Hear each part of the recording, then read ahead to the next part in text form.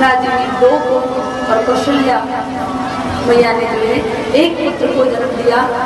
राजा दशरथ के यहाँ 4 पुत्रों का आगमन हुआ। और जब 4 पुत्र जन्म लेते हैं तो इस संसार में ही नहीं, पूरे ब्रह्मांड में सभी जगह खूब उत्सव मनाया जाता है। सभी जो देवी देवता है वहां से पुष्प वृष्टि करते हैं और उत्सव मनाते हैं।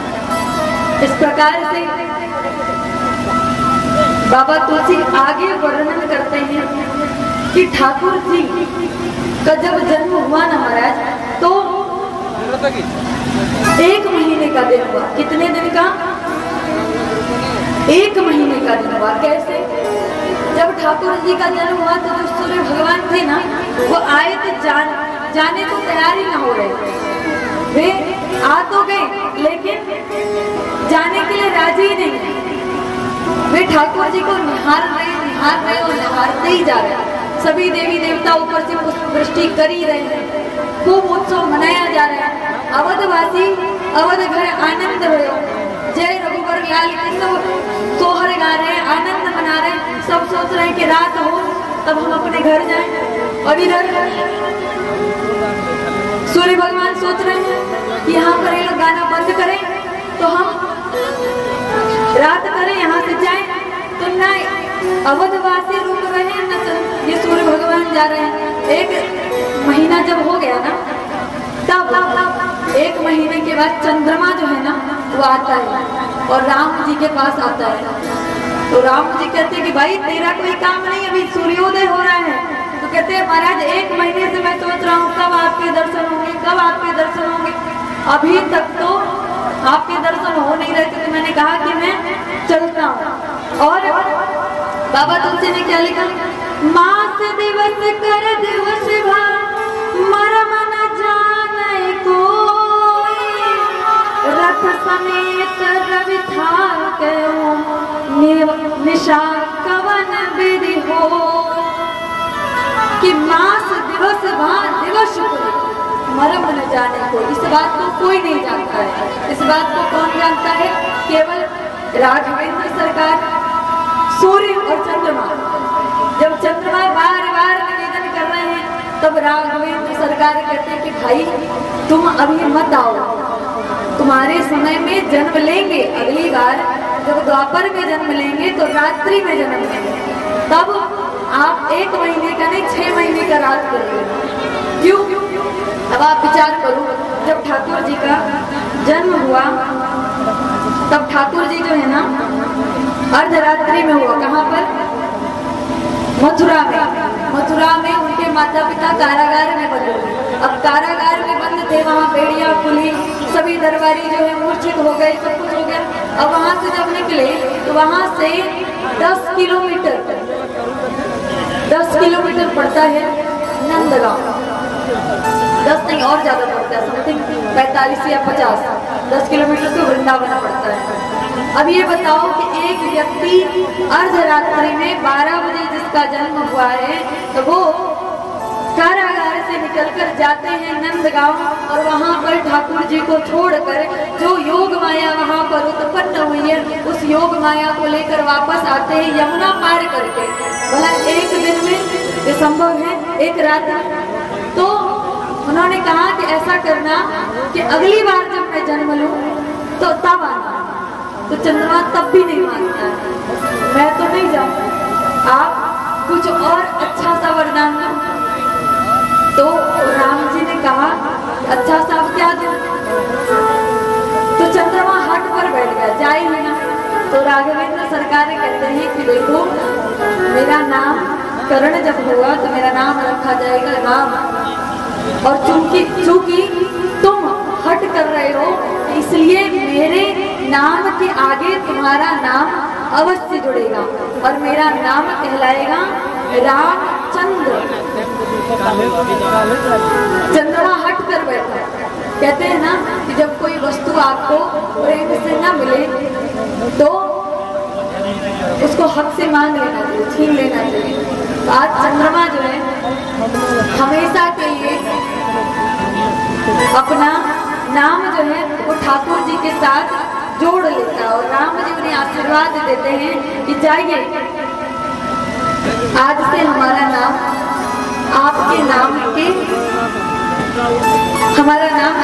के पहले लिखा जाएगा और मेरा नाम रामचंद्र कहलाएगा। आगे जब कृष्ण जी का अवतार हुआ तो कृष्ण जी के नाम के आगे भी नाम लिखा जाता है कृष्णचंद्र भगवान। तो इस प्रकार चंद्रमा को मनाते हैं।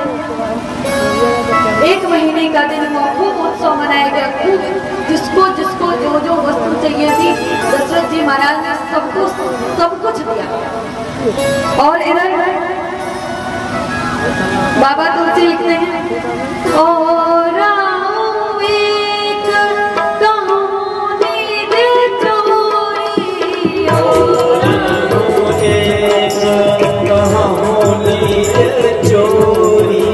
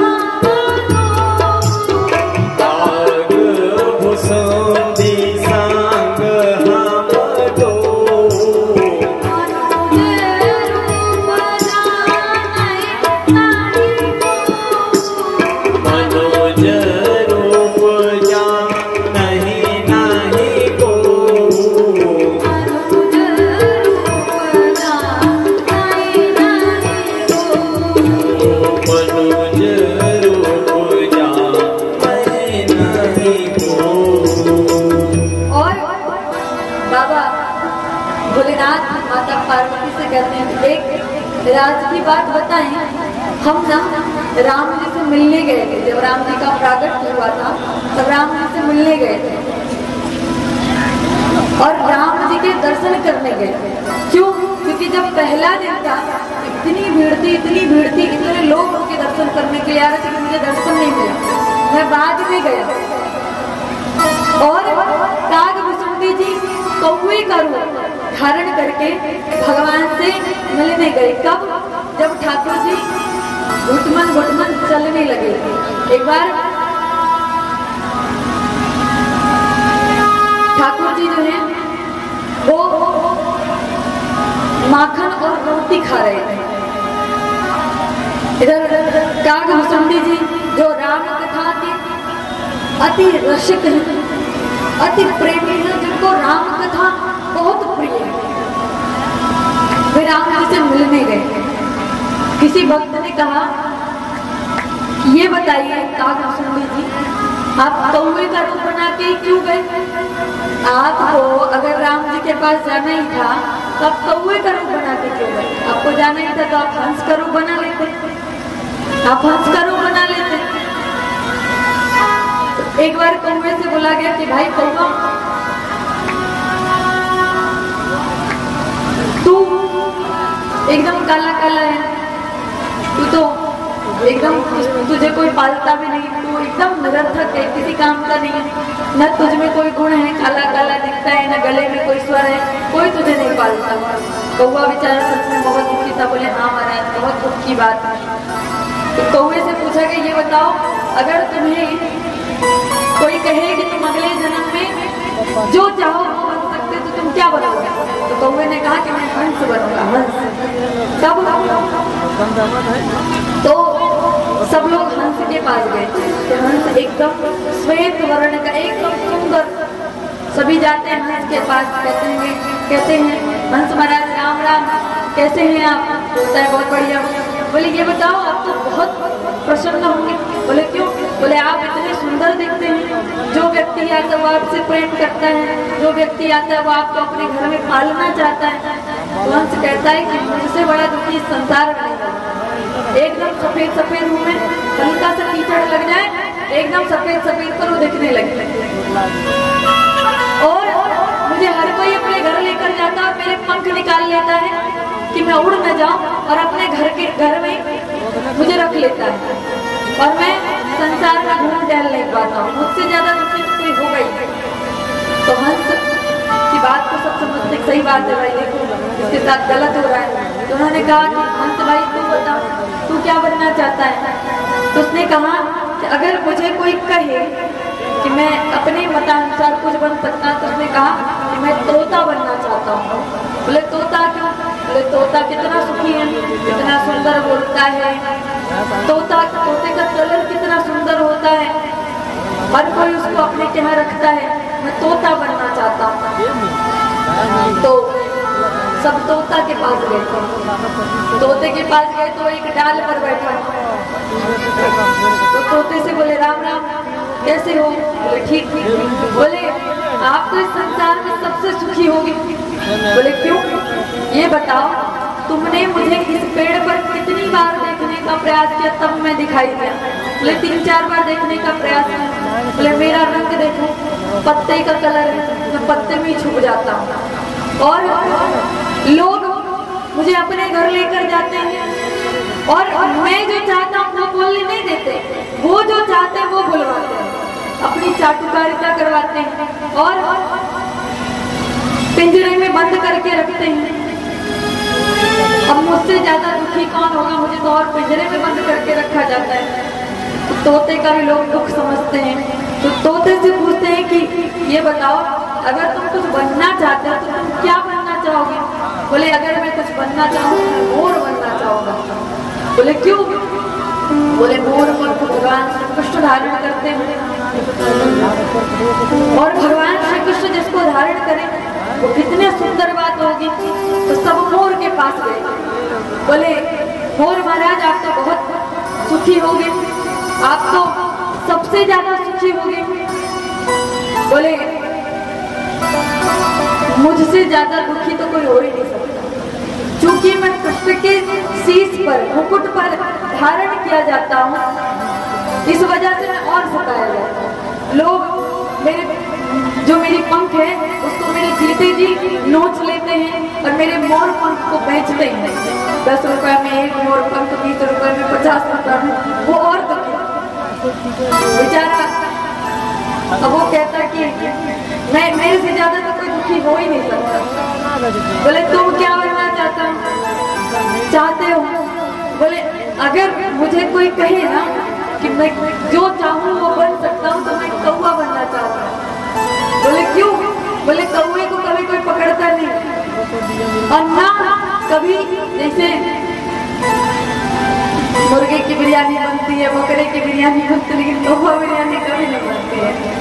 कई बनते देखा है तो कभी कोई खाने के लिए भी कौवे को नहीं मारता है। कौवे को कभी भी लोग इतना उसको इस प्रकार से समझिए कि कौवा दे दिए तो सब गड़बड़ हो गया। तो लोग जितना किसी को निरर्थक समझते हैं ना महाराज, वो उतना ही योग्य होता है। जैसे मैं यहाँ आ रही थी तो आप लोग बाद में आए ना, तो भैया से मेरी बात हो रही थी, जब आप लोग की ट्रेन में बहुत भीड़ था, आप लोग कहे दीदी अब तो हम आ नहीं पाएंगे, तो उधर जाओ। उसके बाद बात हुई तो भैया से महामंडलेश्वर जी महाराज जी आगे बैठे हुए थे मेरे ही सीट के सामने। तो काशी के थे, काशी में उतर भी गए तो महाराज बैठे हुए थे।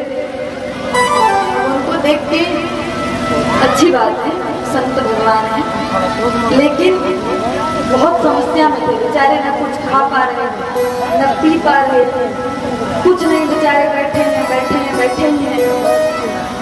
तो जो जितना व्यक्ति महान हो जाता है ना, वो उतना असहज हो जाता है। आप जितने महान बनने का प्रयास करोगे आप उतने असहज हो जाओगे। अगर उस महाराज जी की जगह कोई साधारण व्यक्ति होता, क्या वो बैठे ही रहता? क्या वो बिस्किट, नमकीन, रोटी, सब्जी जो लेकर जाता वो खाता नहीं? खाता। लेकिन वो महाराज जी बेचारे उतने असहज हो गए। तो मैं कहती हूँ कि संसार में जितना हो सके सहज बनो, और बहुत महान बनने का प्रयास मत करो। जितना महान बनोगे उतना असहज हो जाओगे, खुद की जिंदगी को खुलकर जी नहीं पाओगे। अगर खुद की जिंदगी को जीना है ना खुलकर, तो भगवान की भक्ति करो और जितना हो सके सहज और सरल बनने का प्रयास करो। काग जी महाराज भगवान के पास जाते हैं। क्यों जाते हैं? घूम कर चलत राम बाजत पे धनिया, घूम कर चलत राम चलत रामचंद्र बाजत पे धनिया, घूम चलत रामचंद्र।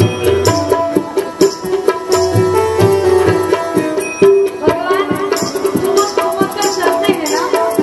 जब बच्चा छोटा होता है 1-2 वर्ष का और वो चल नहीं पाता है ढंग से, ठाकुर जी का श्रृंगार कैसा होता है? ठाकुर जी ने कमर में चांदी की करधनी आती है ना, पतली वाली, वो पहनाया गया है। सीस पर मुकुट पहनाया गया है, कानों में छोटे छोटे से कुंडल और आंखों में मोटा वाला काजल लगाया गया, एकदम मोटा मोटा काजल लगाया गया। और ठाकुर जी हाथ में रोटी लिए हुए हैं और माखन, और उसको खा रहे हैं, और एक हाथ से लिए हुए हैं और एक हाथ जमीन पर, और दोनों पांव से घिसट घिसट कर चल रहे हैं, ठुमक ठुमक कर चल रहे हैं। और ये जो काग भुसुंडी जी है ना, ये उनकी रोटी को हाथ से छीन ले रहे हैं। भगवान को बड़ा क्रोध आ रहा है, तुमने मेरी रोटी छीनी, दौड़ कर जाते हैं और उसकी रोटी जो काग भुसुंडी जी लिए होते हैं उस रोटी को छीन लेते हैं। फिर काग भुसुंडी जी छीन लेते हैं, उनके साथ आनंद कर रहे हैं, खेल रहे हैं। काग भुसुंडी जी उस रोटी को लेकर उड़ जाते हैं, तो भगवान उनके पीछे पीछे उड़ते हैं, पीछे पीछे उड़ जाते हैं। किसी ने भगवान से कहा कि किसी भक्त ने कहा कि हे प्रभु, आप उस रोटी से इतना प्रेम किए कि एक कौवा आपकी रोटी को लेकर उड़ गया तो आप उसके पीछे पीछे चले गए। बोले कौवा लेकर रोटी गए इसलिए नहीं गए, वो रोटी में हमारी माता जी ने प्रेम से माखन रोटी बनाया था और मुझे दिया था खाने के लिए। उस प्रेम के कारण उसके पीछे पीछे गए। और काग भुसुंडी जी चाहते थे कि ठाकुर जी उनके साथ खेले, इसलिए पीछे गए। तो ठाकुर जी से मिलने हमारे श्री काग भुसुंडी जी और श्री बाबा भोलेनाथ जाते हैं।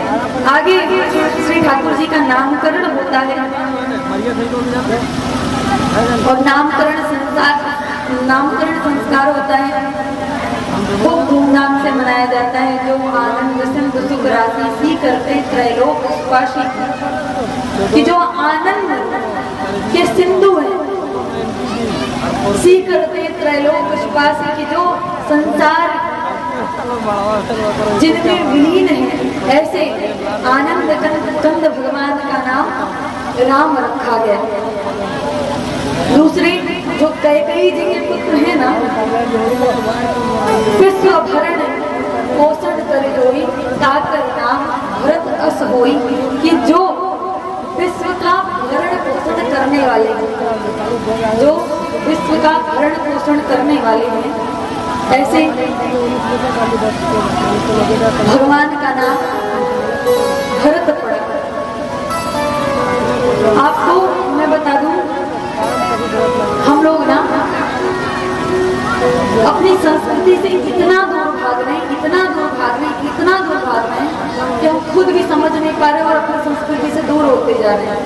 हम ऐसे भरत जी के बारे में याद नहीं करते हैं, ऐसे भरत जी की संस्कृति को अपनाते नहीं हैं कि जो भरत जी जब राम जी वनवास गए, उनके खड़ाओं को थाल में रखकर उनका पूजन किया। ऐसे भरत जी महाराज ने थाल में रखकर जो राजा बनने वाले थे, राज्य को स्वीकार नहीं किया, उन्होंने थाल में रखकर और उसको राघवेंद्र सरकार के समक्ष रखा और उनका पूजन करना प्रारंभ किया। वो 14 वर्ष तक इंतजार करते हैं। वहीं पे जो दूसरे धर्म वाले हैं ना, जो हमारे धर्म पर इतनी आदत आई होगी, देखिए मुझे किसी के धर्म से कोई समस्या नहीं है, लेकिन अगर आप अगर मेरे धर्म को नहीं मानते तो मैं आपके धर्म को नहीं मानता। आप आप उस संस्कृति को अपनाना चाहेंगे जहाँ पर एक भाई दूसरे भाई के लिए 14 वर्षों तक इंतजार करता है और 14 वर्षों के बाद उसका जब बड़ा भाई लौट कर आता है तो उसको राज्याभिषेक करवाता है? या फिर आप ऐसा संस्कार चाहेंगे कि जहाँ पर एक भाई अपने तीनों भाइयों का वध कर देता है और अपने पिता को कारागार में डाल देता है? आप जो है मुस्लिमों के बारे में खूब पढ़ते हैं, लिखते हैं, और हमारे जो पुस्तक है उनमें उनके बारे में इतिहास जो है उनके बारे में लिखा गया है। और आप तो हमारा टीचर जी हैं, आपको तो नॉलेज होगा ही। वहाँ पर शुद्ध लिखा गया है ये जो लोग हैं ना, ये लोग ये अपने राज्य को पाने के लिए अपने बड़े तीनों भाइयों को मार देता है और जाकर अपने पिता को कारागार में डाल देता है और तीनों भाइयों का सर थाल में सजाकर अपने पिता के सामने समक्ष ले जाकर रख देता है। आप बताओ कि आप उस संस्कृति को अपनाओगे या फिर उस संस्कृति को अपनाओगे जहाँ पर एक भाई 14 वर्षों तक अपना सर्वस्व त्याग कर, राजपाट सब त्याग कर, वो भी वनवासी की तरह 14 वर्षों तक जीवन यापन करता है और भगवान राम के आने पर उनको राज्याभिषेक करवाता है? आप उस संस्कृति को अपनाओगे?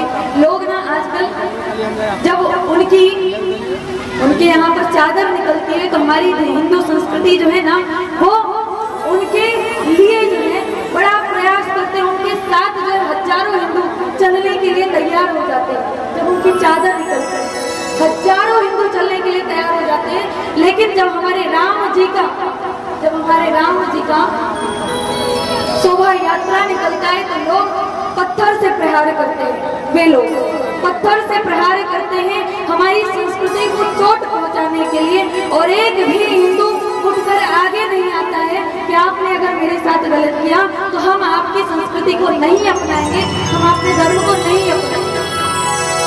अगर आप हमारी संस्कृति को नहीं अपनाओगे तो क्या हम ठेका लिखा रखे हैं? क्या मैंने ठेका लिखा रखा है कि आप आपकी संस्कृति को अपनाएंगे? लेकिन ये हमारे ही हिंदू लोग हैं जो लोग उनके यहाँ बड़े चाव से जाते हैं। आपने कभी नहीं देखा होगा कि हमारे मंदिर में कभी कोई मुसलमान आया हो। मैंने तो नहीं देखा। अयोध्या जी में मेरा जन्मभूमि है और वृंदावन में मैं रहती हूँ। आज तक मैंने एक भी मुसलमान को नहीं देखा कि वो मंदिर में जाता हो।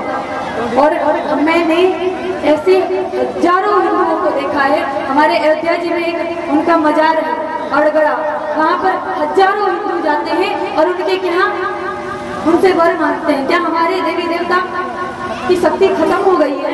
क्या हमारे देवताओं में शक्ति नहीं रह गई है कि उनसे हम वर मांगे और वो वरदान नहीं मिलेगा? सब कुछ है हमारे देवी देवताओं के पास, फिर आप दूसरे देवी देवताओं के पास उनके पास क्यों जाते हो? वो मुर्दे आपको क्या दे देंगे? वे मुर्दे आपको कुछ दे सकते हैं? आपके पास विष्णु भगवान है, सर्वस्व देने वाले। लक्ष्मी चाहिए तो लक्ष्मी माता की पूजा कीजिए, अगर धन चाहिए कुबेर महाराज की पूजा कीजिए। आपके पास हर कामना के लिए एक देवी देवता विराजमान है, लेकिन आप फिर भी इतने निकृष्ट हिंदू हैं कि फिर भी उनके वहां जाते हैं और फिर भी वहां जाकर उनके यहाँ शीश झुकाते हैं।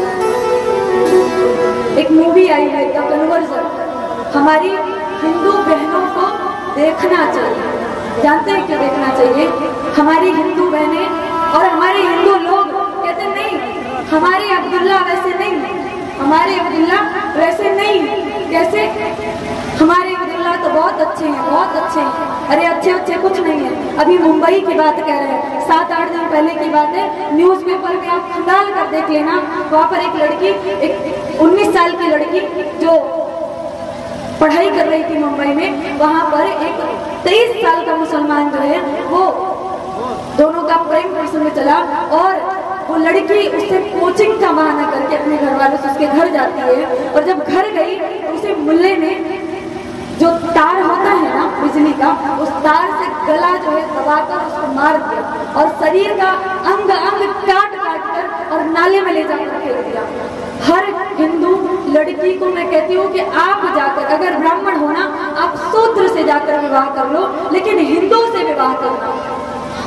लेकिन हम हिंदू क्या करते हैं ना, जाति पाति के चक्कर में ही पड़े रहते हैं और अपनी बेटियों को संस्कार नहीं दे पाते हैं। आप जाकर वो मूवी द कन्वर्जन जाकर देखिए और अपनी लड़कियों को, अपनी बेटियों को कहिए कि हम आपका साथ देंगे, आप दूसरी जाति में शादी करो लेकिन हिंदू से शादी करो। क्या हिंदू लड़के मर गए हैं?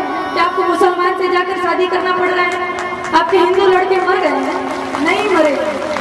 आप अपने हिंदुओं में शादी विवाह करिए ना।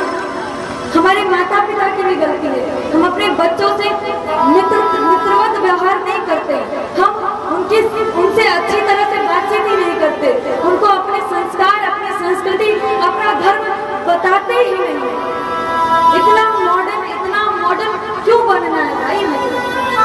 आज हम मॉडर्न होने के चक्कर में, नौकरी पाने के चक्कर में अपने हिंदू धर्म, अपनी सनातन संस्कृति, अपने ये जो धर्म है ना, इसको ही भूलते जा रहे हैं। इतना विकसित होकर, इतना विकास पाकर कहाँ जाना है महाराज, जब आपके इसी भारत में आपके हिंदुओं को आपके सामने, अभी आई थी ना तस्वीर फाइल, आप हिंदुओं को आपके ही सामने मार कर सर धड़ से अलग कर दिया जा रहा है और आप सवाल तक नहीं उठा रहे। हमारे हिंदू कहते हैं कि ये तस्वीर फाइल आई है, देखने से क्या फायदा है?